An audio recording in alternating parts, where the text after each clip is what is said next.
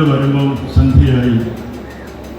എനിക്ക് പരിചയമുള്ള മുഖങ്ങളൊന്നുമില്ല. മുളന്തുരുത്തിയിൽ നിന്നും കാട്ടമങ്ങാട്ട് ഒരു മത്തായി പെരുമ്പള്ളിപ്പള്ളിയിൽ എൻ്റെ ഒരുമിച്ച് എന്നോടൊപ്പം മരുമുഹായിൽ കയറുന്ന ഒരു ശുശ്രൂഷകനാണ് മത്തായി.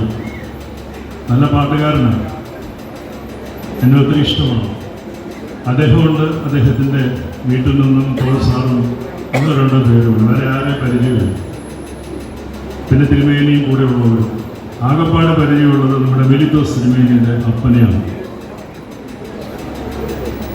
അദ്ദേഹം വലിയ സുപ്രസിദ്ധ പ്രാസംഗികനായിരുന്നു. ഞങ്ങളുടെ പെരുമ്പള്ളിപ്പള്ളിയിലും മുളന്തുരുത്തിപ്പള്ളി സ്ഥിരമായിട്ട് വന്ന് വളരെ മനോഹരമായ പ്രസംഗങ്ങൾ നടത്തും. അതിങ്ങനെ എല്ലാ വർഷവും കാണുന്ന മുഖമായതുകൊണ്ട് അദ്ദേഹത്തെ കാണുമ്പോൾ ഒത്തിരി സന്തോഷം തോന്നുന്നു. അന്ന് മാർച്ച് മാസം 25-ാം തീയതി നിങ്ങൾക്കറിയാം, 70-കൾ ഈ സഭയുടെ ഏറ്റവും വലിയൊരു പ്രതിസന്ധിയുടെ കാലഘട്ടമാണ്. അന്നൊരു പട്ടംകൊഴിയുണ്ട് മാർച്ച് മാസം 25-ാം തീയതി. അന്നൊരു 10-25 പേര് വന്നങ്ങ് നിരന്ന് നിന്നു. അന്നത്തെ ഒരു സ്ഥിതി അനുസരിച്ച് ആരും ഉപ്പായിട്ട് വന്നു നിന്നാലും ചിലപ്പം പട്ടം കൊടുക്കുന്ന ഒരു സാഹചര്യമായിരുന്നു. ഏതായാലും അതിൽ ഇങ്ങേയറ്റത്ത് ഏറ്റവും ചെറിയവനായി ഞാനും അവിടെ നിലയുറപ്പിച്ചു. പട്ടം കൂടെ എല്ലാം കഴിഞ്ഞു. ഈ തിരുമേനിയുടെ അപ്പൻ, ആ ശ്രേഷ്ഠനായ വൈദ്യ ഇലവിളാമണ്ണിലെ കറുത്തച്ഛനൊക്കെ ഞങ്ങൾ വിളിക്കും. ഇച്ചിരി കറുപ്പുകളുണ്ട്, പക്ഷേ അദ്ദേഹത്തിൻ്റെ സൗന്ദര്യം എത്ര നിറമുള്ള മനുഷ്യൻ്റെയും സൗന്ദര്യത്തേക്കാൾ വലുതാണ്.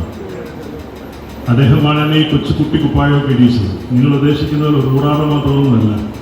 കറുത്ത കുപ്പായം, ശുശ്രൂഷ കുപ്പായം, ഊറാറ, ഒരു തൊപ്പി, ഇതൊക്കെ തോന്നും. ഒന്നും അറിയില്ല. കൗതുകത്തോടെ അതൊക്കെ എനിക്ക് തന്നു. അതൊന്നും ഒരിക്കലും ജീവിതത്തിൽ മറക്കാൻ പറ്റാത്ത കാര്യങ്ങളാണ്. ഇവിടമാണ് എൻ്റെ ജീവിതത്തിൻ്റെ ഏറ്റവും ശ്രദ്ധേയമായ ആരംഭം കുറിക്കുന്നത്. അതുകൊണ്ടാണ് ഞാൻ പറഞ്ഞത്, ഇന്ന് പുണ്യപ്പെട്ട പിതാക്കന്മാർ നട്ടുനനച്ചു വളർത്തിയ ഈ പരിശുദ്ധ സഭയിൽ, ഭാരതത്തിൽ, ഇന്ത്യയിൽ അതിൻ്റെ അമരത്ത് നിൽക്കാൻ, എൻ്റെ മുൻഗാമികളുടെ അടുക്കൽ പോലും നിൽക്കാനുള്ള ഒരു കഴിവില്ലാത്ത എന്നെ ഇന്ന് തെരഞ്ഞെടുപ്പിലാക്കിയതിൽ പരിശുദ്ധനായ ഏലിയാസതിയൽ ബാബയ്ക്ക് വലിയ ഒരു ഷെയറുണ്ട്. വീണ്ടും 84 മാർച്ച് മാസം 25 കടന്നു വരുന്നു. ഒരു വൈദിക ശുശ്രൂഷയിലേക്ക് വരുന്ന ഏതൊരാളെ സംബന്ധിച്ചിടത്തോളം നിർണായകമായ തീരുമാനമെടുക്കേണ്ട ഒരു കാലമുണ്ട്.